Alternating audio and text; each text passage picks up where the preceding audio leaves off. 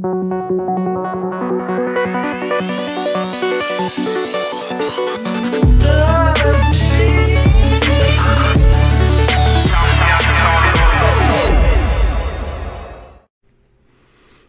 everybody doing? Oh, goodness me.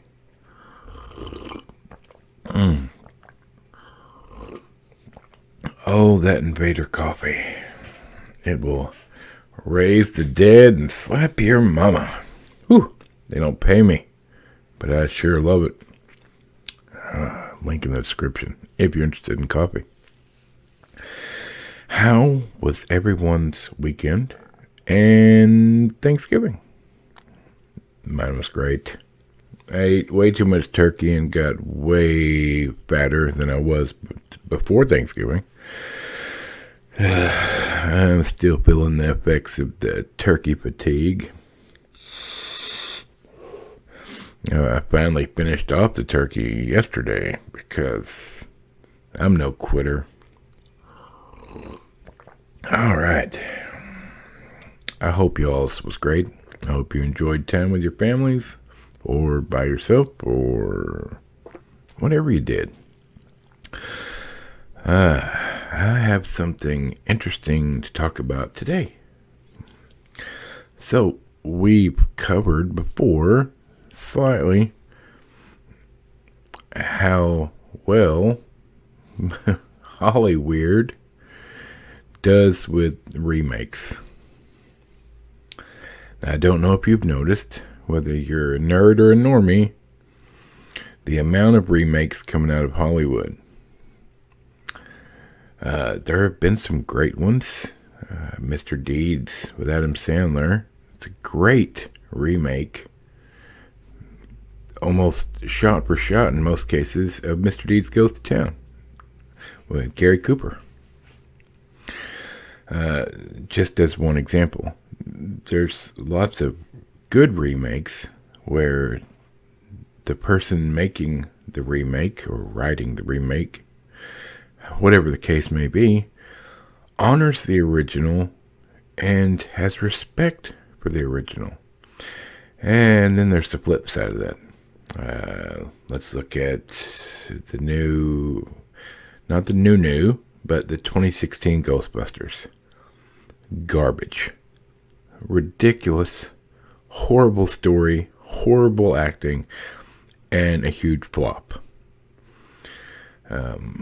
There have been others. In fact, there's been a mass. The newest one in example I would give would be Cowboy Bebop. Netflix just, they failed. They failed. Complete and spectacular and utter failure. And I believe the reason for that is the generation that's writing in Hollywood now is creatively bankrupt. And they don't have any talent. So instead they think, oh, well, we have automatic fans if we use an original beloved project and redo it, and we're going to fix it. That's right. We're going to fix all the problems from that good thing that was originally made. We're going to fix it. We're going to make it better. And they gender swap, race swap, change origins, change storylines. They just are bankrupt when it comes to talent, in my opinion. It's rare these days to see a good remake. If they were talented, they would write an original piece, an original property. But they won't. They won't because it will fail. And they're aware of this. They know it will fail. If they use a beloved property, they have tacked on fans already pre-made in the soup. So it's a garbage recipe because they can't honor the original or respect the original. So they crap the bed, basically, with just about everyone I've seen. But we're not here to talk about Hollywood, believe it or not. I wanted to get the background out of the way. I want to talk about two movies that are not from Hollywood, that you've probably never heard of. One, you might have heard of it. No, this one is a Korean film called The Man from Nowhere. No, I know. Look, both movies we're going to talk about today, you're going to have to read. Alright? Because they're in a different language. Broaden your horizons. Give it a shot. I'm telling you, you won't be disappointed. Alright? The Man from Nowhere from 2010. Written and directed by Lee Jong-byum. And you can watch it right now for free on Internet Movie Database TV. IMDb TV. Now, there's going to be ads, but I said free, man. Free. Well worth it.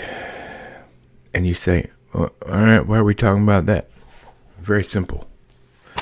Because, once again, Bollywood has done what Hollywood can't. And in 2016, they released a movie called Rocky Handsome. That's right, Rocky Handsome. What a name. That's fantastic. And you know what they did? It's a remake of The Man from Nowhere. Scene for scene and shot for shot in most cases. A lot of the dialogue is the same. The storyline is the same. They didn't steal it. They had respect for it. They paid homage to it. They say right there on the movie, this is completely based on this Korean movie from 2010, The Man from Nowhere. They had respect for the original product and the original property. Now, I don't know how somebody in Bollywood first finds a Korean movie and says, hey, I want to make that movie. I like it. I like it so much, I want to do it, a version of that.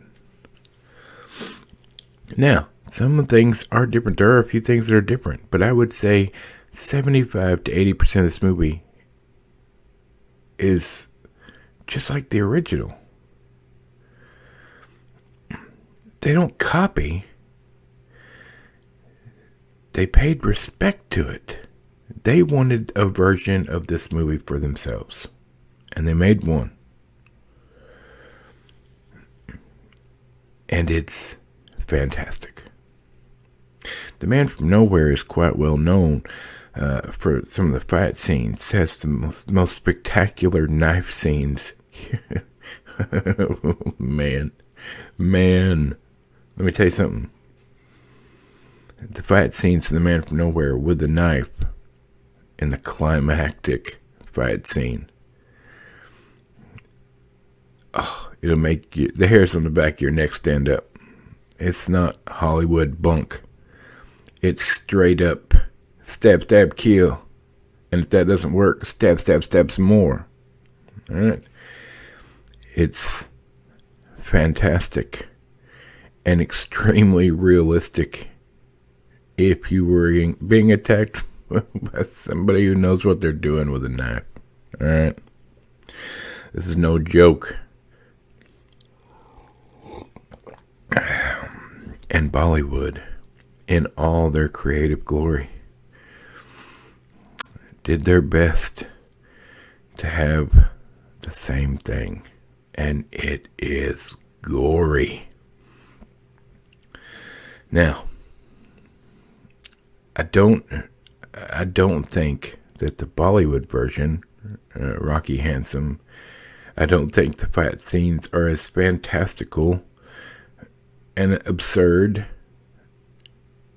and entertaining fun-wise that they normally are in a Bollywood movie. Rocky Handsome truly does use stab, stab, stab, kill correctly. I'm just warning you. And you can watch Rocky Handsome right now on Netflix if you have a subscription to that garbage site. So there we have it. There we have it. An after Thanksgiving reboot discussion where it was done correctly. And man, look, I got a video tomorrow. It's another reboot where it was done incorrectly. But man, did they try. Oh, giving them an A for effort. Yes. I like it when they try. And you should too. All right, you guys. Have a great rest of your day and rest of your week. And I will see you tomorrow. Say bye, Squeaky Chair. Yeah, he's being quiet today. Have a good one.